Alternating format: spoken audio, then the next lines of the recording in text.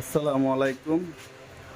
আজকে চাঁদ রাত, ঈদের আগের দিন সকালবেলা খাবার দিতে এসে দেখলাম আমার এখানে 2 জোড়া কনুর, এর থেকে এক পিস কনুর নেই, আরেক পিস বাহিরে।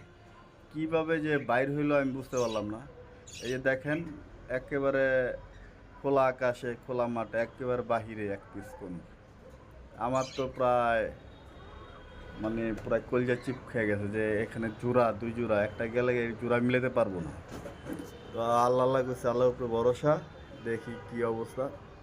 ওই আমার মেন গেটটা খুলে দিছি, খুলে দেওয়ার পরে দেখি যায় কিনা। অনেকক্ষণ পরে চেষ্টা করলাম যে বাইরে থেকে ধরলে তো চলে যাবে। তো আমি চেষ্টা করতেছি যে দেখি ভাই ভিতরে যায় কিনা, কিন্তু ভিতরে যায় নাই। যখনই আমি এই আমার উপরে আবার যখন উঠতেছি সিঁড়িতে উঠার পরে ভিতরে গেলাম, ভিতরে যাওয়ার পরে এটার আশা আমি ছাইড়া দিচ্ছি যে এটা মনে আর পামু না, চলে যাইব। তো তখনই আমি ওই খাবার দেওয়া শুরু করলাম। খাবার একটা বীজাণু খাবার ছিল।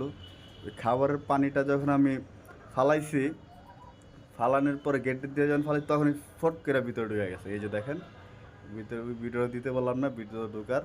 তখন আমি অনেক একটা প্রশান্তি শান্তি পাইলাম যে এটা কবুতরের মতো হয়ে গেল।